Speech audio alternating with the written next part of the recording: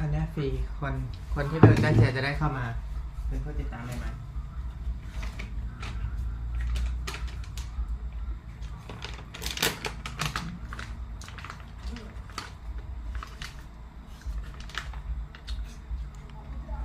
แล้วมันมีไอ้นี่ด้วยซูเปอร์แตงอะถ้าคนชอบเราเขาจ่ายเงินได้ตั้งแต่ขั้นต่ำ40 บาทไปถึง10,000เลยนะสนับสนุนสมมติที่ออกกำลังกายทุกวันใช่ไหมโอ้หุ่นดีเขาชอบเนี้ยถ้าในอนาคตเขาสนับสนุนเขาก็ซื้อได้มันถ้าชอบพี่คนไหนในครีเอเตอร์ติดตามเขาบ่อยๆเงี้ยแล้วเรามีเงินเราก็สนับสนุนช่วยเหลือเขาเงี้ย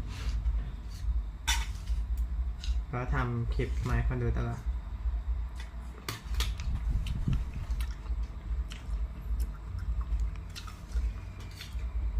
แค่เข้าใจแล้วไอ้พวกที่แคสเกมแล้วทำ YouTube แล้วได้เงินทำยังไงอย่างนี้เนี่ยเราไม่ได้เล่นเกมเลยเล่นเกมพวกนั้นเขาทำเงินจากสิ่งที่เขาชอบคือเขาเล่นเกมเพราะว่าไลฟ์สดเล่นเกมตลอดเราชอบกินข้าวก็ชอบกินข้าวชอบออกกำลังกายก็ไลฟ์สดออกกำลังกายเคยชอบนอนก็ไลฟ์สดนอนใครให้มาดูก็ตั้งกล้องไว้มีโทรศัพท์เดี๋ยวไม่รู้ว่าจะมีคนดูเยอะก็ได้ตั้งกล้องแล้วก็นอน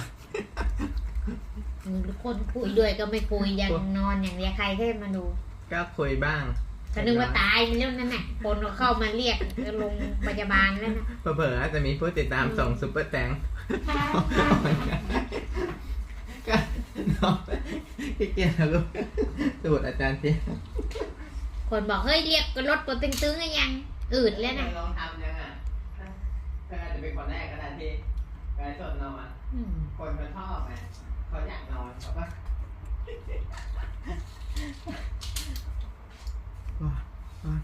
Hello everyone, nice to meet you.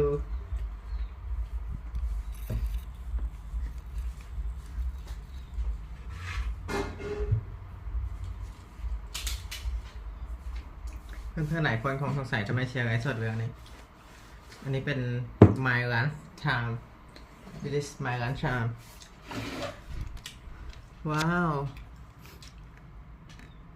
noon at 6 by 6 นาที my lunch time โอเค today you don't see my eating but that's alright it will see in in the lunch ตอนเช้าทุกคนไม่ได้เห็นตอนเชกินข้าวเบื่อนี่กลางวันก็เห็นรีบกินจะทาเสื้อร้อน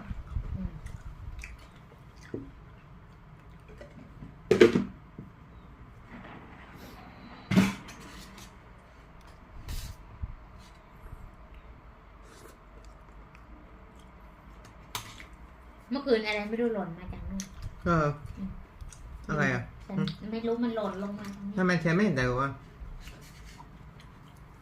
นี่ไงสีเหลืองนี่อะไรชอบปะก็เชียนอนอุดหูอุดหางจะได้กินอะไรล่ะเนาะ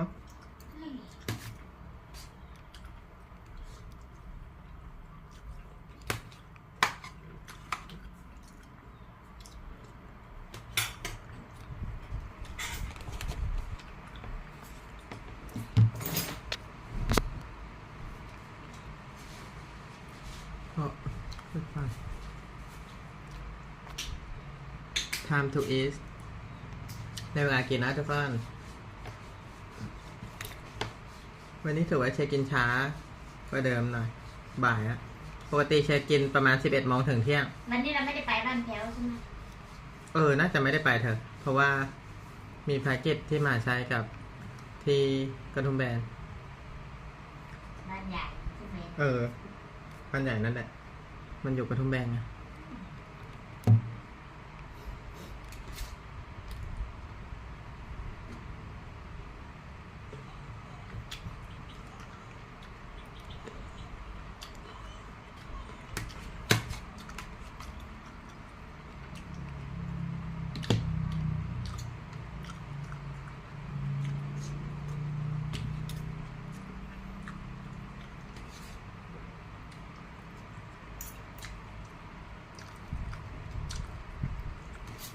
ลอยกระทงลอยกระทงวันสงกรานต์วันเพ็ญเดือน12น้ำนองน้อยกระดิ่งเราทั้งหลายชายหญิงสนุกกันจริงวันลอยกระทงลอยกระทงลอยกระทงกันแล้วก็ยังไงต่อขอเชิญน้องแก้วมาพรน้ำมงพ่อร้องได้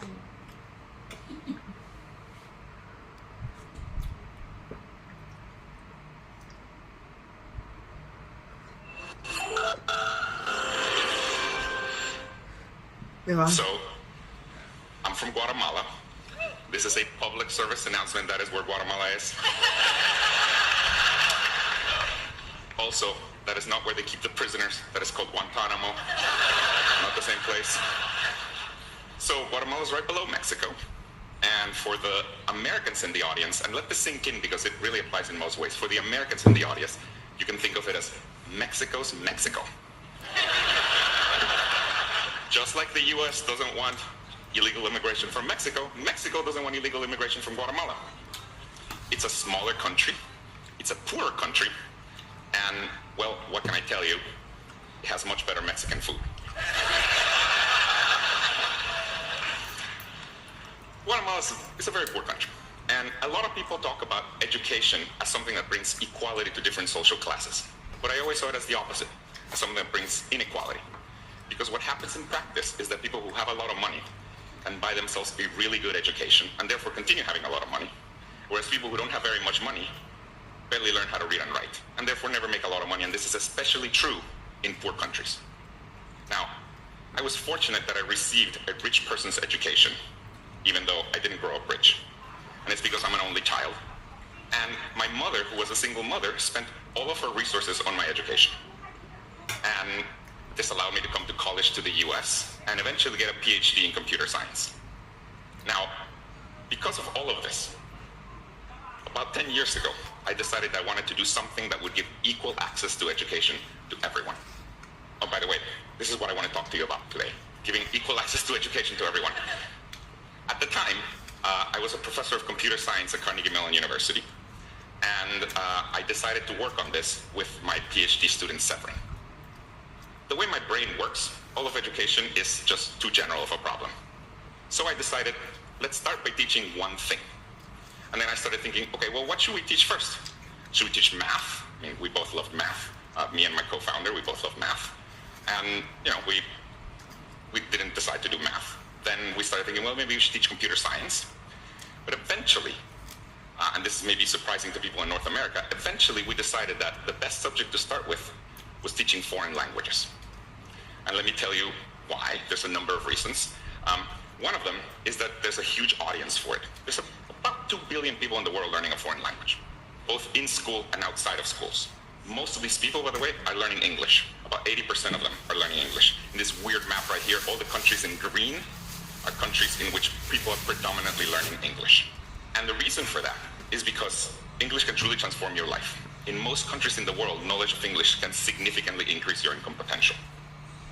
So this is another reason why we decided to start with foreign languages, and it's because you can directly make more money if you learn another language, in particular English. And see, this is pretty different than many other subjects. For example, take math. In the case of math, just knowledge of math does not increase your income potential, because usually you have to learn math to then learn physics, to then become a civil engineer. Like, that's how you make more money. Whereas with languages, if you were a waiter and you learn English, now you can be a waiter at a hotel and make more money. So we decided, well, let's get started by teaching languages. Now, we also convinced ourselves that the only way to really reach a lot of people was by using a mobile phone, or a smartphone in particular. See, building schools all over the world is simply too expensive. On the other hand, most of the world's population already has access to a smartphone, and the trend is that that fraction is only going to increase. So, we decided at the time that we would make a way to learn foreign languages on a mobile phone that was accessible to everyone. And then we called it Duolingo.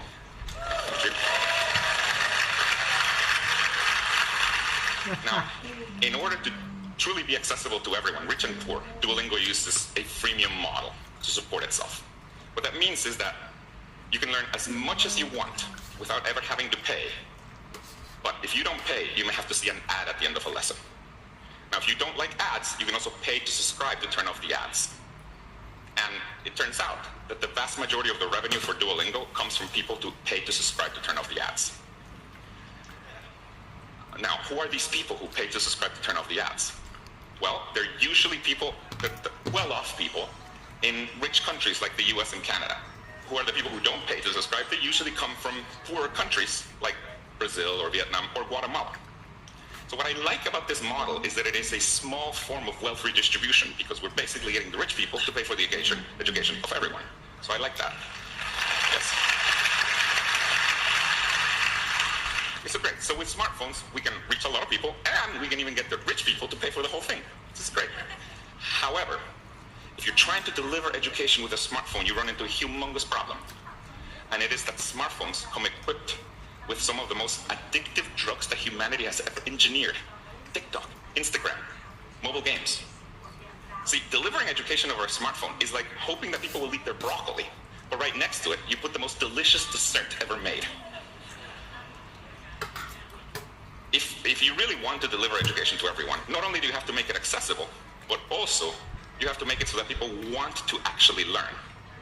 And with Duolingo, we've been able to do this. And at the highest level, the way we've done this is by making the broccoli taste like dessert.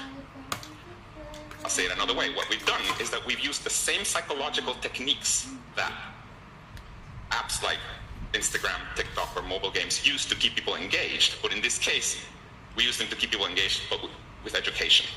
Let me give you some examples of these techniques. One of the most powerful ones is the notion of a streak.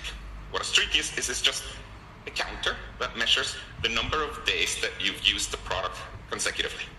You just take that number, you put it very prominently in your product, and then people come back every day.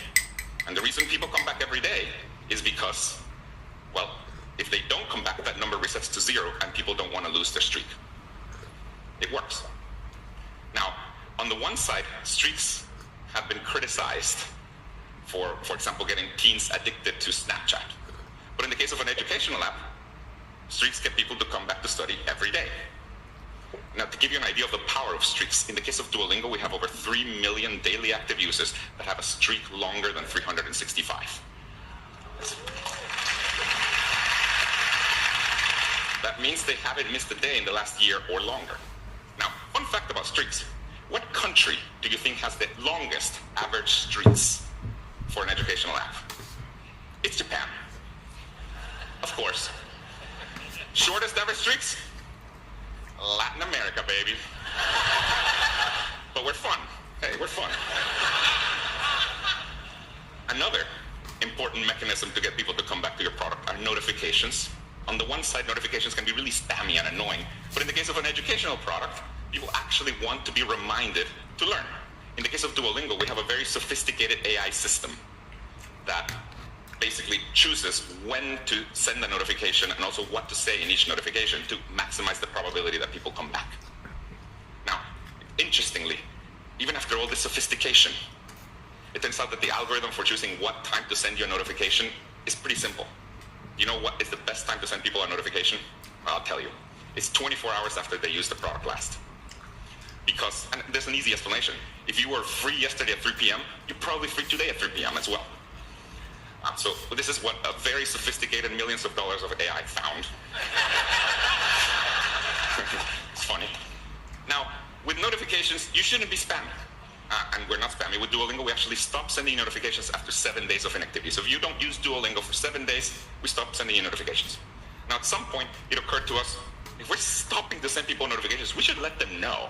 So we started sending this notification to people saying, hey, these reminders don't seem to be working. We'll stop sending them for now.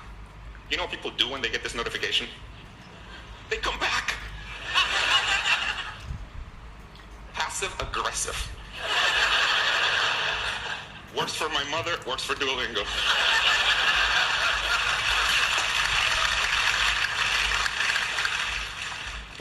These passive aggressive notifications are really good at getting people to come back because they feel like our green owl mascot has given up on them. So they come back. And speaking of our green owl mascot, by the way, because all our notifications come from our green owl mascot, and well, he's passive aggressive and also pretty pushy, this has given rise to a lot of memes on the internet that make fun of just the great lengths that he will go through to get you back to learn a language. Here's one of my favorite ones. It's a meme. It's one of my favorite ones. It's basically, looks like you forgot your Spanish lessons, and then there's an intruder alert. Presumably the owl broke into your house to get you to learn language. Now, Duolingo has entered the zeitgeist, and there's thousands of memes, there's SNL skits about it, and it's because we've managed to get people to want to learn a language by using the same techniques that mobile games and social media use to get people engaged. And this is a really important point. Let me say this. I don't actually believe that there's a way to make an educational app be as engaging as something like TikTok or Instagram or mobile games. But the good news is that, and by the way, the reason I don't believe that is because ultimately you have to teach people something, and it's hard to compete with like cats and celebrities. But the good news is that I don't think you have to. See, here's the thing. When you're learning something, you get meaning out of it. Whereas when you're scrolling for 2 hours on Instagram, a lot of times afterwards, you feel like you just wasted your time. So I think it's actually okay if your educational product is only 80 or 90% as engaging as something like TikTok.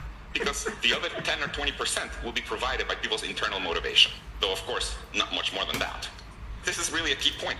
If we want to get people to do something meaningful, you can use the same techniques that apps like social media use to get people to do it. And even if you're not as engaging as those apps are, you can still get hundreds of millions of people to use your product. In the case of Duolingo, for example, there are more people learning languages on Duolingo in the United States than there are people learning languages across all US high schools combined. And this is true in most countries in the world. My hope is that, I know we can do this, but my hope is that as humanity we can do what Duolingo has done for learning languages, but for all other subjects. Where we can get people to learn math with mobile phones, like millions of people to learn math with mobile phones, or physics, or whatever. I hope for a future in which screen time is not a bad thing, in which we can deliver high-quality education to everyone, rich or poor, using a mobile phone. But the single most important thing that I can end this talk with is a reminder to please, pretty please, I beg you, do your language lessons today. Thank you very much. Engaging as those apps are, be as engaging as something like TikTok or Instagram or mobile games. But the good news is that, and by the way, the reason I don't believe that is because ultimately you have to teach people something, and it's hard to compete with like cats and celebrities. But the good news is that I don't think you have to. See, here's the thing. When you're learning something, you get meaning out of it. Whereas when you're scrolling for 2 hours on Instagram, a lot of times afterwards, you feel like you just wasted your time.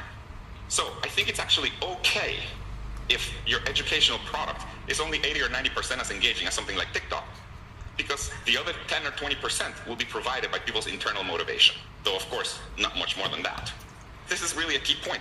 If we want to get people to do something meaningful, you can use the same techniques that apps like social media use to get people to do it.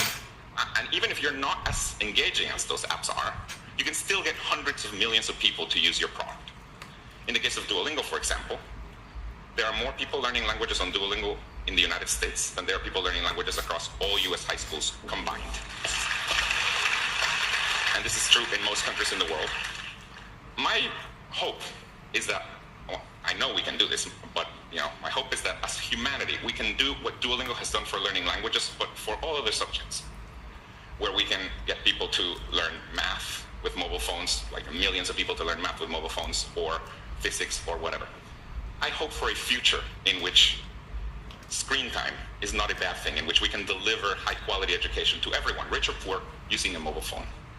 But the single most important thing that I can end this talk with is a reminder to please, pretty please, I beg you, do your language lessons today. Thank you very much.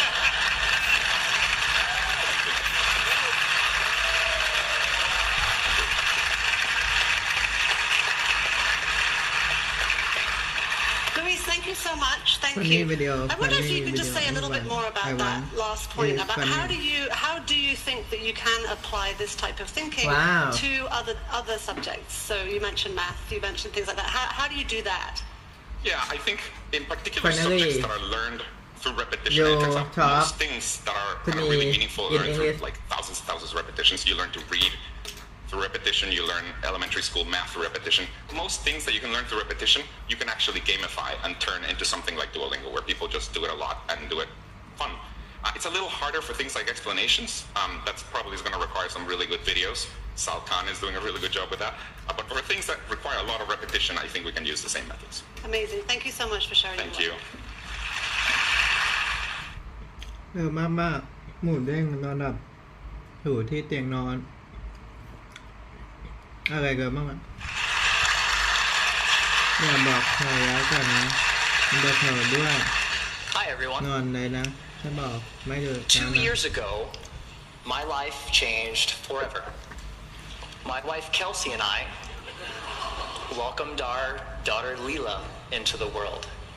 Now, becoming a parent is an amazing, amazing experience. Your whole world changes overnight, and all of your priorities change immediately, so fast that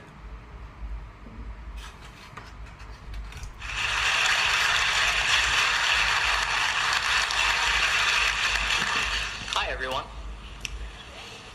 2 years ago, my life changed forever. My wife Kelsey and I welcomed our daughter Leela into the world. Now, becoming a parent is an amazing, amazing experience. Your whole world changes overnight, and all of your priorities change immediately, so fast that it makes it really difficult to process sometimes. Now, you also have to learn a tremendous amount about being a parent. Like, for example, how to dress your child. This was new to me. This is an actual outfit. I thought this was a good idea. And even Leela knows that it's not a good idea. So there was so much to learn and so much craziness all at once. And to add to the craziness, Kelsey and I both work from home. We're entrepreneurs. We run our own businesses. So Kelsey develops courses online for yoga teachers. I'm an author. And so I'm working for home. Kelsey's working for home. We have an infant, and we're trying to make sure that everything gets done that needs done. And life is really, really, really busy.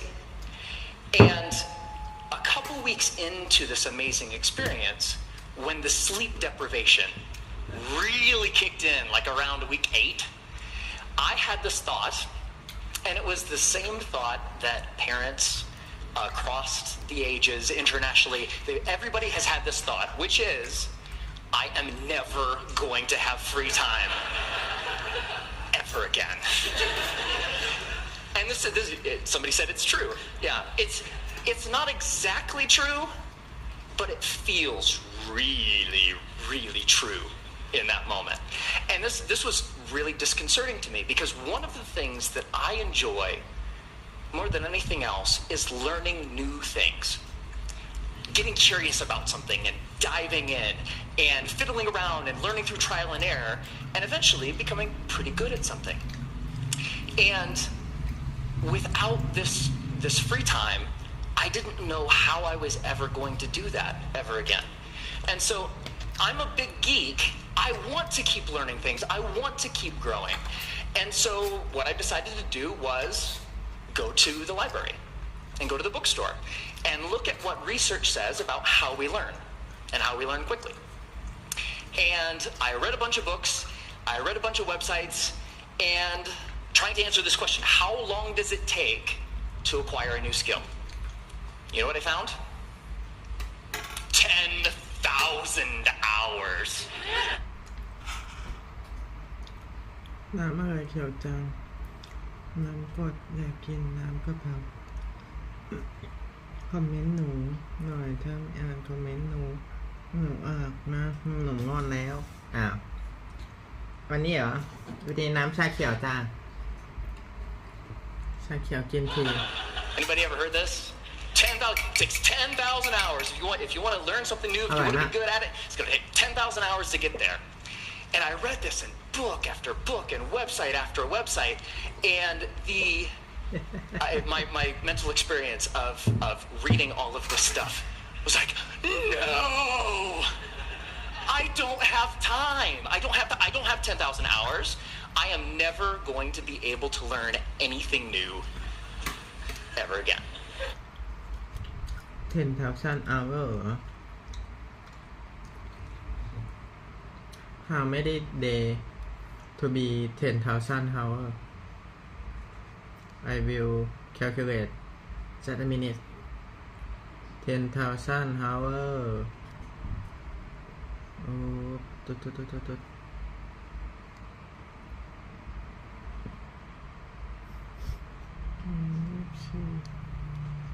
โอ้100 one year one maybe 14 month to achieve and high skill in 10,000 hour But that's not true. So 10,000 hours, just to give you a rough order of magnitude, 10,000 hours is a full-time job for 5 years. That's a long time. And we've all had the experience of learning something new, and it didn't take us anywhere close to that amount of time, right? So what's up? There's something kind of funky going on here. What the research says and what we expect and have experiences, they don't match up. And what I found, here's the wrinkle. The 10,000 hour rule came out of studies of expert level performance. There was a professor at Florida State University. His name is K. Anders Ericsson. He's the originator of the 10,000 hour rule. And where that came from is he studied professional athletes, world-class musicians, chess grandmasters, all of these ultra-competitive folks in ultra-high-performing fields. And he tried to figure out how long does it take to get to the top of those kinds of fields. And what he found is the more deliberate practice, the more time that those individuals spent practicing the elements, whatever it is that they do, the more time you spend, the better you get. And the folks at the tippy top of their field,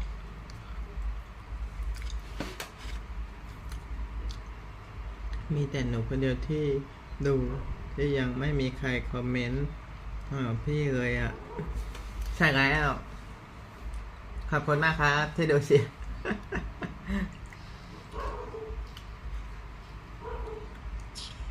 put in around 10,000 hours of practice. Now, we were talking about the game of telephone a little bit earlier. Here's what happened. An author by the name of Malcolm Gladwell wrote a book in 2007 called Outliers, The Story of Success.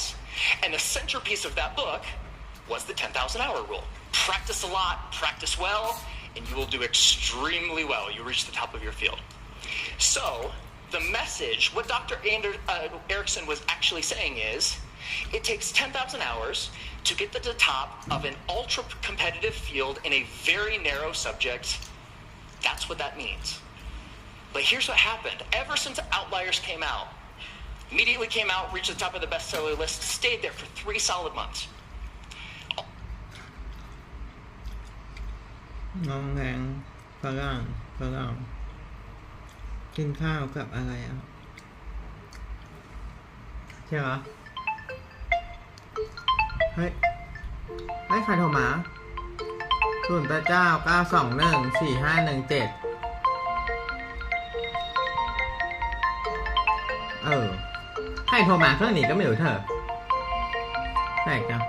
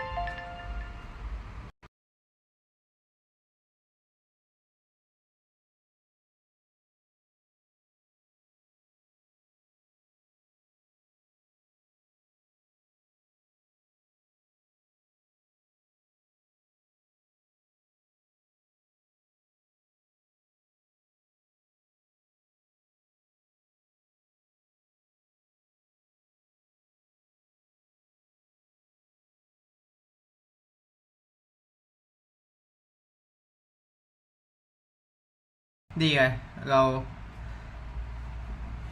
จะไปหน้าบรรยายพอดี15 5 บวก 9 เท่ากับเท่าไหร่15 บวก 9เหรอ15 16 17 18 19 20 21 22 23 24 24ครับแหมแย่งเชียร์กัน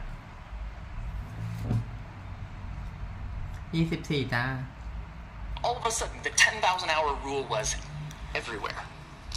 And a society-wide game of telephone started to be played. So this message, it takes 10,000 hours to reach the top of an ultra-competitive field, became, it takes 10,000 hours to become an expert at something. Which became, it takes 10,000 hours to become good at something. Which became, it takes 10,000 hours to learn something. But that last statement, it takes 10,000 hours to learn something, it's not true. It's not true. So, what the research actually says, if I spend a lot of time here at the CSU library in the cognitive psychology stacks, because I'm a geek. And when you actually look at the studies of skill acquisition, you see over and over and over a graph like this. Now, researchers, whether they're studying a motor skill, something you do physically, or a mental skill, they like to study things that they can time, because you can quantify that, right? So they'll give research participants a little task, something that requires physical arrangement, or something that requires learning a little mental trick, and they'll time how long a participant takes to complete the skill. And here's what this graph says. When you start, so when researchers gave participants a task, it took them a really long time because it was new and they were horrible. With a little bit of practice, they get better and better and better, and that early part of practice is really, really efficient. People get good at things with just a little bit of practice. Now, what's interesting to note is that if, we don't really, for skills that we want to learn for ourselves, we don't care so much about time, right? We just care about how good we are, whatever good happens to mean. So if we relabel performance time to how good you are, the graph flips, and you get this famous and widely known, this is the learning curve. And the story of the learning curve is when you start, you're grossly incompetent. มีเกี๊ยวน้ำไหมนอนแล้วไม่คุยด้วยแล้วขอโทษหนูด้วยมีเกี๊ยวน้ำไหมคืออะไรเหรอมีเกี๊ยวน้ำ And you know it, right? With a little bit of practice, you get really good really quick. So that early level of improvement is really fast.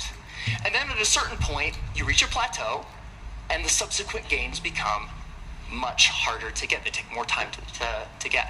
Now, my question is, I want that, right? How long does it take from starting something and being grossly incompetent and knowing it to being reasonably good in, hopefully, as short a period of time as possible? So, how long does that take? Here's what my research says. 20 hours. That's it. You can go from knowing nothing about any skill that you can think of. Want to learn a language? Want to learn how to draw? Want to learn how to juggle flaming chainsaws? If you put 20 hours of focused, deliberate practice into that thing, you will be astounded at how good you are. 20 hours is doable. That's about 45 minutes a day for about a month. Even skipping a couple days here and there. 20 hours isn't that hard to accumulate. Now, there's a method to doing this, because it's not like you can just start fiddling around for about 20 hours and expect these massive improvements. There's a way to practice intelligently. There's a way to practice efficiently that will make sure that you invest those 20 hours in the most effective way that you possibly can. And here's the method. It applies to anything. The first is to deconstruct the skill.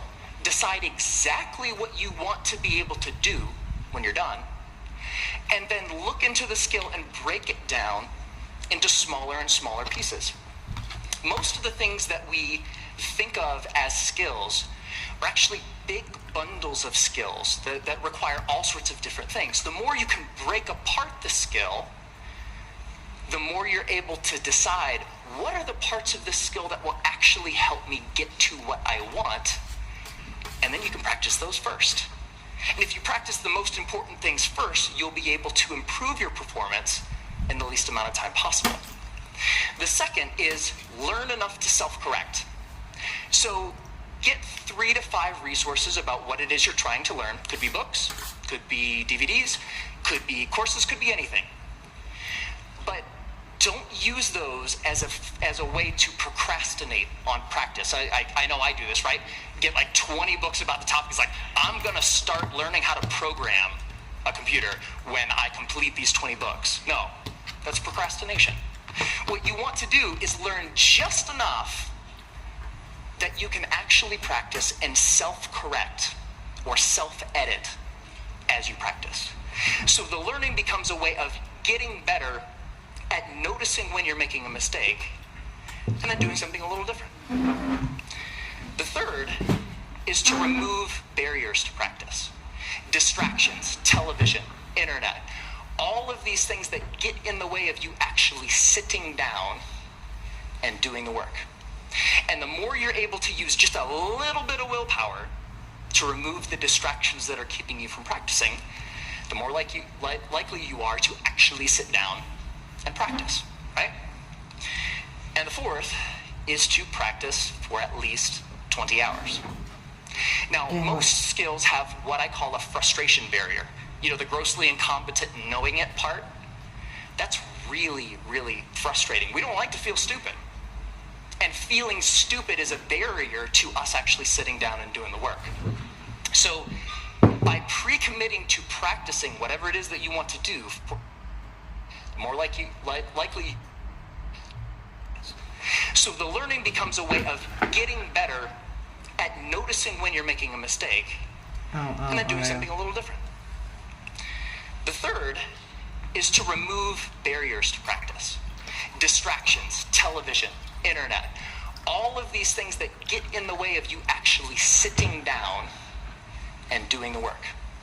And the more you're able to use just a little bit of willpower to remove the distractions that are keeping you from practicing, the more likely you are to actually sit down and practice, right?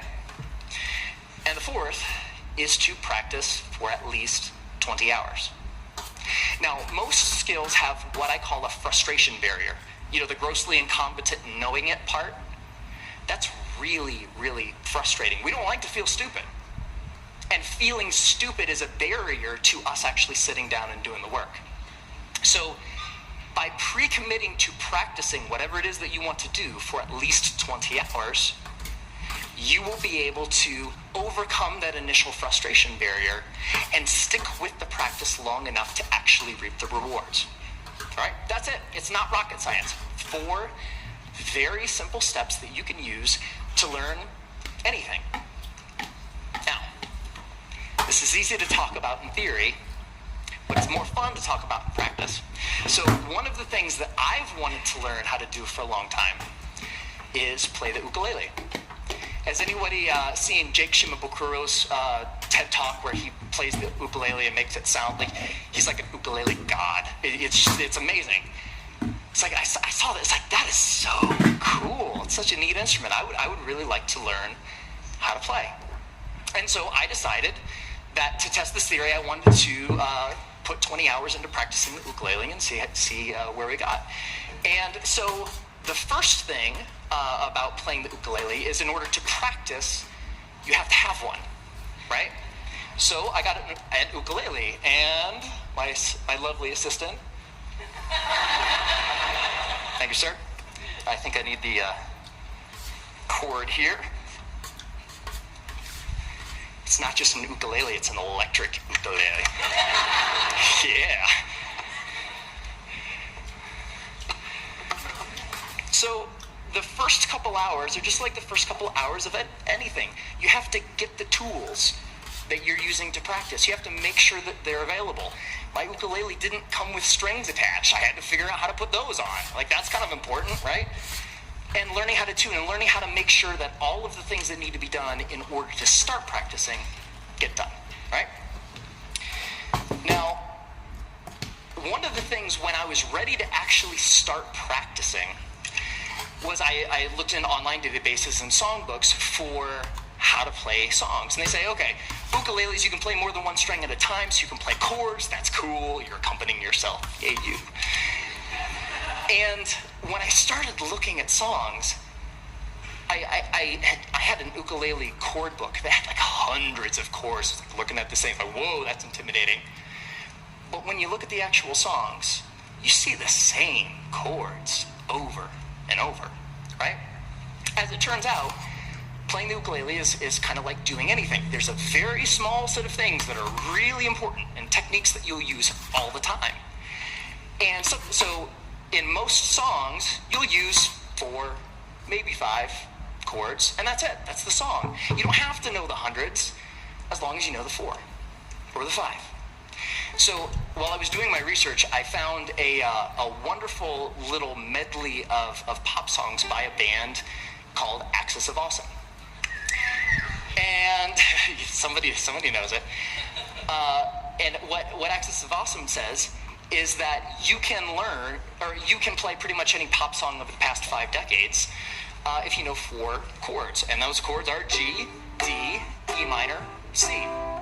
4 chords, pump out every pop song ever, right? So I thought, this is cool. I would like to play every pop song ever. So that was the first song I decided to learn, and I would like to actually share it with you. Ready? All right.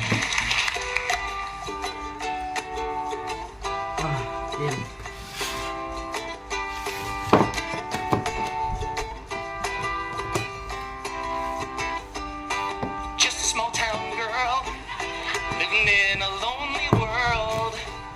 She took a midnight train going anywhere.